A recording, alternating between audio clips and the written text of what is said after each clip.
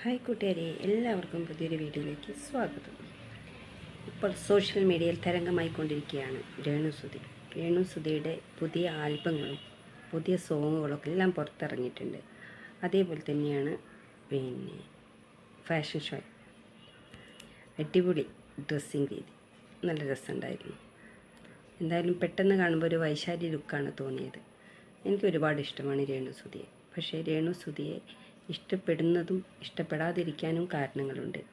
ഇഷ്ടപ്പെടാതിരിക്കാനുള്ള കാരണം എന്ന് പറയുന്നത് രേണുസുധിയുടെ സംസാര രീതിയാണ്. വെട്ടൊന്ന് മുറി രണ്ട് എന്ന രീതിക്കുള്ള സംസാരമാണ് രേണുസുധി ചെയ്യുന്നത്. ഒരാളോട് എങ്ങനെ പ്രതികരിക്കണം, എങ്ങനെ സംസാരിക്കണം എന്ന് രേണുസുധിക്ക് ഇനിയും മനസ്സിലായിട്ടില്ല. ആരോടെങ്കിലും എന്തെങ്കിലും പറയുമ്പോൾ ശരിയായിരിക്കാം, പലരും പൊതുസമൂഹമല്ലേ, പല അഭിപ്രായങ്ങളും വരാം. പക്ഷെ അതിൽ നിന്ന് നമ്മളൊരു പൊടിക്ക് താഴ്ന്നു നിന്നിട്ടുണ്ടെങ്കിൽ അത്രയും നല്ലത് എന്ന് ചിന്തിക്കണം. അതല്ല ചെയ്യുന്നത്. ആരെയും എന്ത് പറഞ്ഞാൽ അപ്പം മറുപടി കൊടുക്കുന്നുണ്ട്. അത് നല്ല കാര്യം തന്നെയാണ്.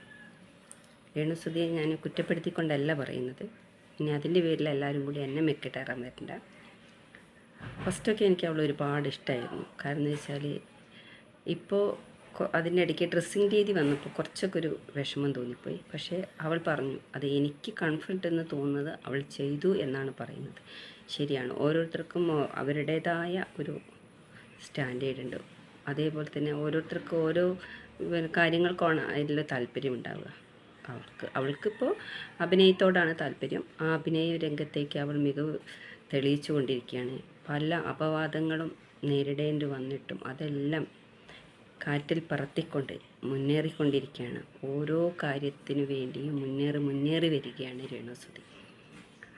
അപ്പോൾ നമുക്ക് രേണുസുധിയുടെ കുറച്ച് 1-2 ഭാഗങ്ങൾ കാണാം.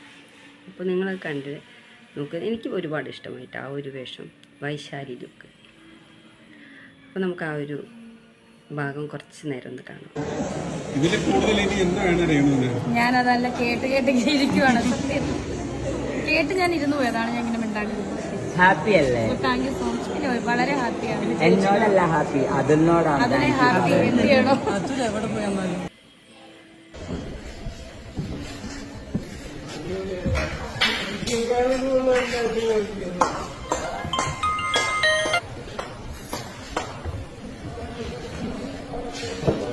സൂപ്പറല്ലേ?